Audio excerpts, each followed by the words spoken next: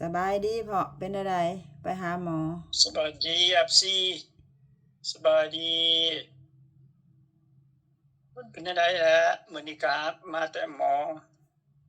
ไปหาหมอเบิ่งเด้อตั้งแต่7:00 นจนฮอด2:00 นแลงโอ้มื้อนี้จ้ะคนเจ็บหลายบ่คือใส่ลงหลายชั่วยาเรียบโมงแท้ร้อยแล้วใส่ยาพอใส่ยาเดะโอ้อันยา2ถุงเนาะถุงหนึ่งชั่วโมงหนึ่งโอ้แล้วก็รอถ่ายอีกชั่วโมงหนึ่งจึงไปใส่อีกถุงหนึ่งอ้ว่าสิมีอาการไหมก็แต่บ่มีอาการอ้อขอโทษอืมเนี่ยแต่บ่มีอาการใดเออๆโอ้ๆก็สาพังเบิ่ง ธุบุญคุณให้ถึกซะใส่ยาก็ได้แต่พังเบิ่งหั้นแหล้ววัดนั้นน่ะกินหยังปัญหาแนวเดียวคือกันกับท้องแนวเดียวอืดท้องบ่คับท้องเออท้องคัดท้องอะฮะแบบเฮาแนวเดียวแบบว่าเฮากินหยังเข้าไปแล้วมันบ่ระบายบ่แม่นมันท้องแน่นเอมันบ่ระบายโอเค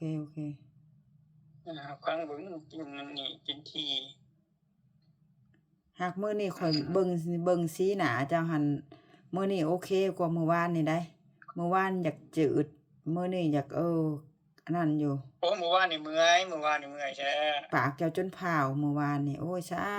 มื้อวาธุนนี่เมื่คุณพระอยพุทธพระสงฆ์พระธรรมเอ้ยจังได๋ก็รัเมื่อยกษาลูกหกินลานเด้ข้าวก็หลายอยู่ครับแต่ว่าเมื่อยให้ช่วงให้เศร้าใส่ข้าวหลายยาก็แฮงเมื่อยหให้ถูกลายเพราะว่ามันน่ะมันท้องคัดนะอืมถ้าท้องคัดนี่เฮ็ดให้เมื่อยเฮ็ดให้สุขภาพบ่ดี อืมนั่นนะก็มันนี่อือฮึแล้วก็นั่นแหละ FC เอ้ยจะใส่ยาแล้วมีแต่รอพังเบิ่งบัดนี้รอพังเบิ่งก็ดีใจที่มี FC โทรมาถามโทรมาอธิษฐานถึงน่ะให้ช่วงให้เซาให้อยู่ดีมีแรงให้พ่อตู่พ่อสู้ๆเฮาก็สู้เพื่อเบิดทุกคนเพื่อตัวเองแหน่อะฮะเพราะว่า ก็ลองถ้าว่ามันบ่เป็นหยังจนฮอด3-4-5เดือนนี่ถ้ามันถึกอะโอ๊ยสาธุเลยแต่ว่าเขาว่าธรรมดามันสิมีอาการเนาะการคันบ่การไอบ่เป็นมุนมานบ่ไปซี้นะอืมเพราะว่ามัน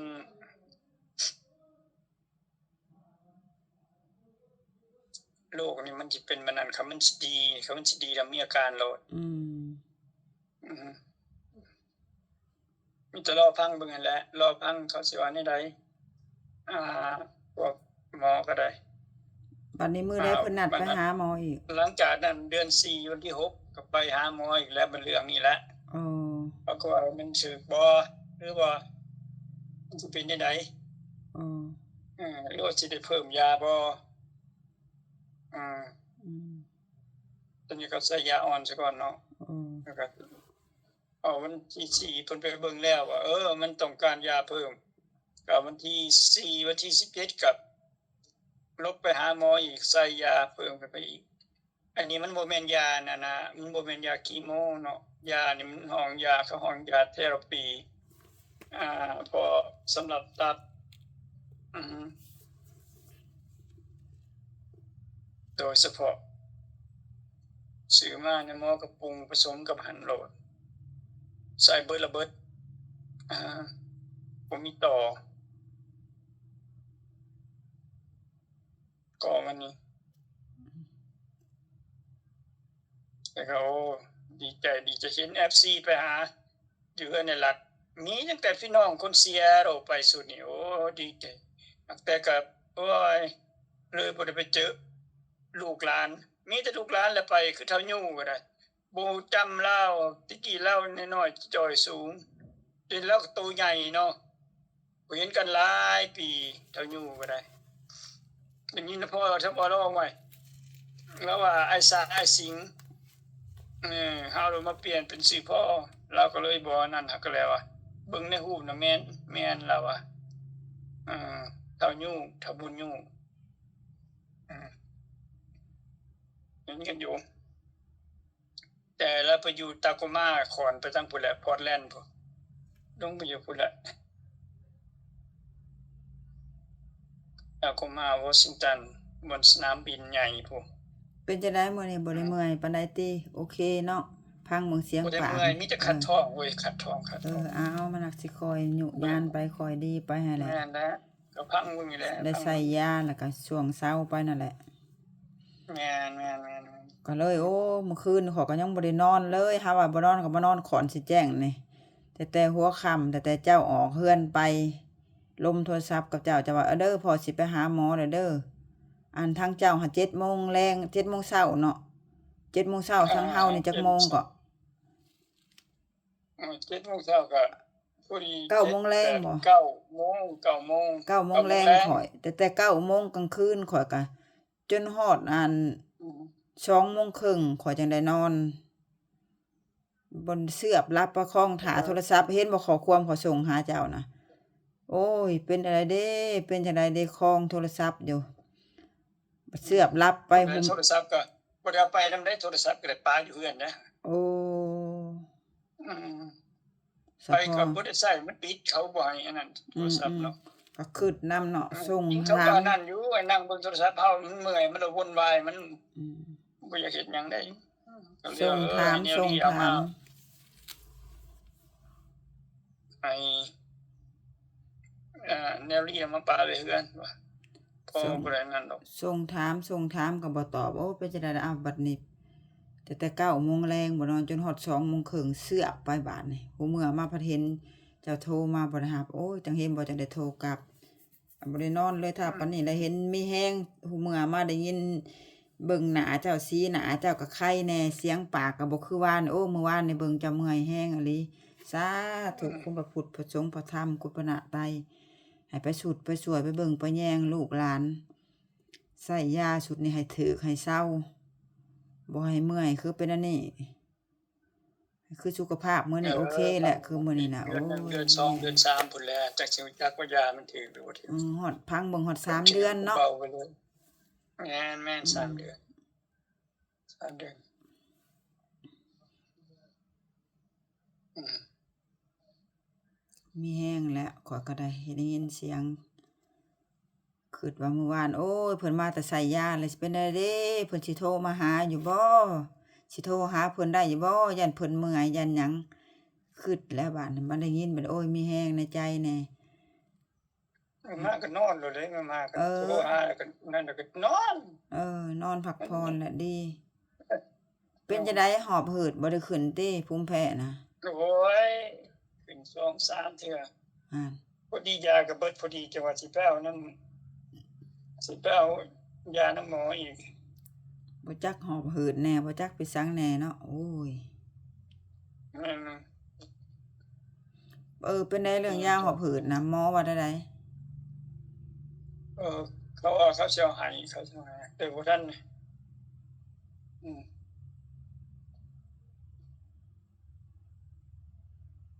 หมอก็ว่าสิเอาให้แต่ยังบ่ทันได้แล้วก็ยังเฮายังมีกินอยู่จัก2-3เม็ดคือสิอืมอือฮึนั่นแหละมาอันนั้นถามเบิ่งอัปเดตเรื่องสุขภาพเจ้า หลังจากมาจากไสยาหั้นนะมาจากโรงหมอมาจากไสยาแล้ว FC หลายคนเพิ่นก็เป็นห่วงเนาะเพิ่นก็เป็นห่วงเพิ่นก็แม่นอืม เห็นอยู่อ่านไปก็โอ้เออยเพิ่นก็เป็นห่วงเพิ่นก็อ่านไปติดตามก็บ่ได้ตอบแบบที่ตัวเองก็โอ้ยเพิ่นนั่นก็เป็นห่วงเจ้าเพิ่นก็ติดตามเรื่องสุขภาพเจ้าอยู่เฮ็ดจั่งใดแม่ข้อยนก็เพิ่นก็ๆๆโอ้เขียนในดีใจคอมเมนต์อยู่หักคือก็ฮู้มีหั่นแหละกำลังใจย้อน FC แหละมีกำลังใจย้อน FC แหละเออเพิ่นเขียนมาโอ้ยว่าข้อยก็ไผก็เป็นห่วงไผก็เป็นห่วงนี่แหละเพิ่นเขียนคอมเมนต์มาเพิ่นเขียนว่าข้อยก็ผัดบ่เป็นหนังสือท่าแต่เจ้าอ่านให้ฟังเห็นบ่คือแต่เฉพาะ FC อ่านดอก FC เขียนว่าใดๆเจ้าอ่านสุพังอ่าน2-3ข้อความก็เมื่อยแล้วก็หลับหักดีแล้วอืยังนอนมได้ให้นอนพักผ่อนหลายๆแล้วมันจังมีแรง แล้วชั่วพอดีพุ่นล่ะจังเอถ้าอมีหยังมาก็ขอโทษขออภัย FC ก็ได้คันบ่ได้ตอบ FC ก็ให้เบิ่งเจ้าบ่ได้ตอบ ในนี่ FC แหละก็จะได้เว้าอันนี้สู่เพิ่นพังเพิ่นก็ดีใจแล้วเพิ่นได้พังสุขภาพเจ้าแม่เพิ่นอัปเดตอะฮะได้อัปเดตเรื่องสุขภาพให้เพิ่นพังอย่างบ่ได้ก็2-3มื้ออัปเดตเทื่อหนึ่งเรื่องสุขภาพให้เพิ่นพังเพิ่นก็อยากติดตามเพิ่นก็เป็นห่วงเนาะก็สาธุบุญคุณขอบมกขอบใจ FC เบิดทุกคู่ทุกคนที่เป็นห่วงให้กำลังใจตู่พอ คือในนี่แหละนี่เพิ่นก็มีกำลังใจอยู่ได้นำ FC นี่แหละ หลายคนก็ใครกว่าผู้เดียวได้คันเฮาบ่ได้เฮ็ดช่อง YouTube เนาะเฮาก็สิบ่ได้มีคนติดตามคนก็สิบ่ฮู้เรื่องสุขภาพก็สิมีแต่สองผัวเมียนี่ล่ะให้กำลังใจกันเอง อันนี้ยังใครแน่ FC หลายคนหลายรัฐหลายประเทศให้กัน อืม อันให้กำลังใจก็มีกำลังใจแน่กำลังใจหลาย สุดเดือนนี้ภายในเดือนนี้ก็มีตั้งแต่ FC มาจากวอชิงตันทั้งนั้น ไปจากวอชิงตันเมืองซีแอโรไปตะโกมาแน่ในเขตออมแอมเมืองซีแอโรเมืองซีแอโรมันก็เป็นเมืองใหญ่เนาะมันก็หลายมีหลายเมืองหลายบ้านคือว่าแหละหลายเมืองหลายบ้านนี่แหละคนหลายแหละเป็นคนวอชิงตันมันคือเขาไปเห็นเดือนในรัฐบ่อนเดือนในรัฐก็โอ้ว่า เฮาก็สาธุขอบมกขอบใจหลายเป็นต้นก็แม่นไอ้รัดอันนี้เป็นต้นก็แม่นไอ้รัดไอ้โจ้ไอ้ค่ำไอ้มักและเป็นผู้เพิ่นที่ตั้งให้เฮาเฮ็ดช่อง YouTube เนาะแนะนำเฮาเฮ็ดช่อง YouTube คันเฮาบ่ได้เพิ่นนั่นก็สิบ่ได้เฮ็ดหยังใช้โทรศัพท์ก็สิใช้ไปซื่อๆก็สาธุบุญคุณอ้ายทั้งหลายที่แนะนำที่ชุดช่วยพ่อตู่พ่อก็มีกำลังใจใน YouTube นี่แหละขอบใจอ้ายทั้งหลายเบิดทุกคู่ทุกคนเด้ออันอ้ายผู้ใดที่เฮาบ่ได้เอ่ยมาหากก็บ่ให้ตามน้อยค่อยใจเฮาหากก็ส่ำคนตายแล้วเนาะส่ำคนตายคืนเว้าแล้วก็ลืมทั้งผัวทั้งเมียเว้าแล้วนี่แล้วก็ลืมบางเทื่อถามกันชื่อผู้นั้นผู้นี้ได้เพราะจักเด้เพราะว่าข้อยก็ลืมคือกันแล้วก็พากันหัวสู่คนสู่ลืมนะโอ้ยจะแม่นซะหยังวะอ้าวเบิ่งเจ้าคือสิอยากนอนแล้วอ้าวขอบใจ FC หลายๆอ้าวขอบใจ FC เจ้าก็ได้ โอเค FC โอเคให้อยู่ดีมีแฮงคือก็ทุกพ่อแหละทุกพ่อก็สิ พยายามสู้สู้ลูกเดียว สู้เพื่อ FC เนาะให้ได้กลับมาประเทศลาวไวๆให้ได้กลับมาไปยืนเต้นปีหน้าให้ได้ไปยืนเต้นกับไอ้รัดคือเก่าไปยืนเต้นอยู่บุญหยังก็บุญทรงเฮือบันเกินเนาะมันเกินไปยืนเต้นกับไอ้รัดไอ้แขกเนาะไอ้โจ้เนาะไปยืนเต้นโชว์แขนอยู่หั่นปู้วัยรุ่น15ยังอายอ้าวปีหน้าก็ได้จะมายืนเต้นกับไอ้รัดไอ้โจ้อีแล้วปีหน้าเนี่ยไอ้แขกมาแล้วเนาะพ่อกันบันเกินบางทีเฮาก็ยังบ่ทันจัดเลยมา15ตีแต่ว่าก็บ่ได้มาก็หลายคนอยู่ฮู้ในบ้านเกินนะเจ้าดังก็ดังช่วงนั่นแหละช่วงไปเต้นบ่ช่วงเฮือบันเกินตัวว่าโอ้ผู้ใดก็ว่าขนาดแนมไปหันขาวจนโพนอยู่บัดในมือว่ายกจังหวะได้ก็ได้เบิดปู้เด็กวัยรุ่น15ยังอายขนาดโอเคบ๊ายบายพักผ่อนเด้อโอเค